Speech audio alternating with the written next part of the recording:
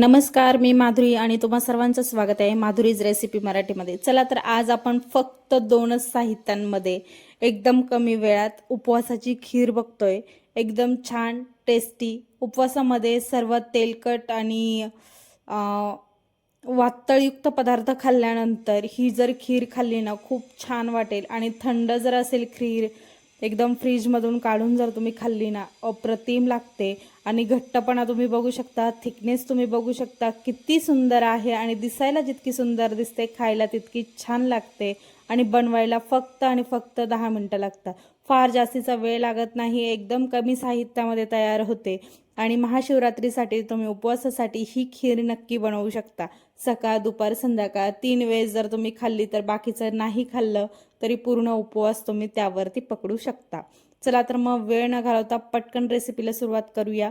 या ठिकाणी खीरमध्ये तुम्ही वरतून ड्रायफ्रूट्स आणि तुमच्या आवडीनुसार काजू बदाम जे काय असेल अवेलेबल ते टाकलं तरी चालेल।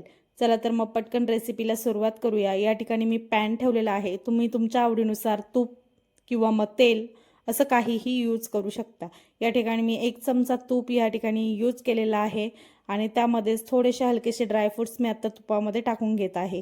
ते व्यवस्थित तूप बघा छान व्यवस्थित मेल्ट झालेलं आहे आणि ड्रायफ्रुट्स पण लालसर रंग येईपर्यंत ब्राऊन रंग येईपर्यंत हलकेसे आपण फक्त परतवून घेणार आहोत।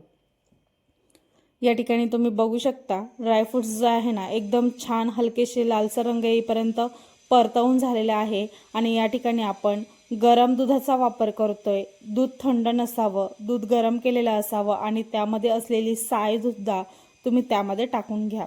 ही जी साय असते ना याच्याने काय होतं, थिकनेस पण इतका सुंदर येतो आणि चवीला सुद्धा अप्रतिम लागते। अशी व्यवस्थित मॅश करून घ्यायची आणि दुधामध्ये एकदम व्यवस्थित मिक्स करून घ्यायची। या ठिकाणी ड्रायफ्रुट्स सुद्धा बघू शकता तुम्ही एकदम छान लालसर रंग येईपर्यंत खरपूस असे भाजून घेतलेले आहे आणि बाकीचे थोडेसे ड्रायफ्रुट्स आपण वरतून सुद्धा टाकण्यासाठी ठेवलेले आहे। या ठिकाणी साधारणतः तुम्हाला जेवढी खीर बनवायची त्याप्रमाणे अंदाजे तुम्ही दूध घेऊ शकता। या ठिकाणी मी दूध घेतलेलं आहे आणि दूध जे आहे ना ते गरम करून घेतलेलं आहे, थंड दुधाचा वापर अजिबात केलेला नाहीये। या ठिकाणी मी केशरयुक्त ठेवलेलं केशर एका काड्या ठेवलेल्या होत्या वाटीमध्ये, त्यासुद्धा दूध मी करून घेतलेलं आहे केशरचं। आणि ते दूध तुम्ही बघू शकता बाउलमध्ये व्यवस्थित रंग जो आहे ना गरम दुधामध्ये जर ठेवलं ना एकदम व्यवस्थित परफेक्ट रंग येतो। आणि दुधाचा रंग सुद्धा बघू शकता तुम्ही पूर्ण चेंज झालेला आहे, नॉर्मल हलकासा येल्लोसर कलर त्याला आलेला आहे आणि खायला पण खूप सुंदर लागतं। केशर हे उपवासाला चालतं आणि जर नसेल चालत तर तुम्ही नाही टाकलं तरी चालेल। या ठिकाणी बघू शकता साधारणतः 1 मिनिटानंतर गरम दूध असतं त्यामुळे पटकन दुधाला उकळी फुटते। आणि या ठिकाणी मी जे रताळी आहेत ती बाजारातून छान आणली, स्वच्छ धुतल्या आणि तिची 2 शिट्ट्या काढून घेतल्या। आणि उकडलेला रताळा जो आहे ना ते आपण एकदम बारीक जी किसणी वापरतो आलं लसूणची त्या किसणीने किसून घ्यायचा। तुम्ही बघू शकता किती छान बारीक किसलं जातंय, अजिबात जास्तीचा गाळ करायचा नाही, एकदम किसणीने बारीक जर किसलं ना खूप सुंदर या ठिकाणी वाटतं। याआधीही उपवासाच्या भरपूर रेसिपीज मी अकाउंटवरती अपलोड केलेल्या आहेत, त्याची ही लिंक मी डिस्क्रिप्शनमध्ये देते। उपवासाचे गुलाबजाम खूप सुंदर रेसिपी आहे, तुम्ही आत्ताच बनवून ठेवले तरी महाशिवरात्रीपर्यंत खूप छान आणि मस्त टेस्टी असे गुलाबजाम तयार करू शकतात। तर ही जी खीर आहे ती सुद्धा तुम्ही दिवसभर बनवून ठेवली ना तरी खूप छान आणि थंडगार खीर जर खाल्ली ना अप्रतिम लागते।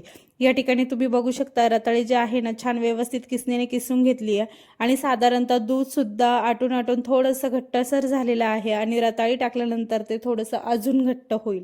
या ठिकाणी आता वरतून आपण साखर टाकून घेतोय, तुम्ही तुमच्या अंदाजेनुसार साखर जी आहे ना ती थोडीशी कमी जास्त करू शकता। तुमची जर साहित्य जास्त असेल माझ्यापेक्षा, तुम्ही जास्त प्रमाणात खीर बनवत असाल तर तुम्ही साखरेचं प्रमाण तुमच्या अंदाजेनुसार घेतलं तरी चालेल। या ठिकाणी मी साखर साधारणतः 1.5 चमचा साखर या ठिकाणी यूज केलेली आहे। आणि या ठिकाणी तुम्ही बघू शकता उकळी सुद्धा लगेच फुटलेली आहे। गरम दुधाचा वापर केल्यानंतर जास्त फारसाचा वेळ लागत नाही। साखर टाकून झाल्यानंतर साधारणतः 1-2 मिनिटं फक्त व्यवस्थित उकळी काढून घेऊया। आणि तुम्ही रंग बघू शकता एकदम आटून आटून झालेला दुधाचा रंग जसा असतो ना सेम तसा रंग आलेला आहे रबडीसारखा आणि खायला सुद्धा एकदम छान लागते। अशी खीर नक्की ट्राय करा, ह्या महाशिवरात्रीला नक्की बनवून खा आणि मस्त खा, स्वस्त राहा. आणि या ठिकाणी तुम्ही बघू शकता उकळी देखील किती सुंदर फुटलेली आहे आणि कन्सिस्टन्सी बघू शकता, छान थिकनेसपणा त्याला आलेला आहे. आणि व्हिडिओ आवडल्यास लाईक करा, कमेंट करा आणि सबस्क्राईब करायला विसरू नका. मस्त खा, स्वस्त राहा.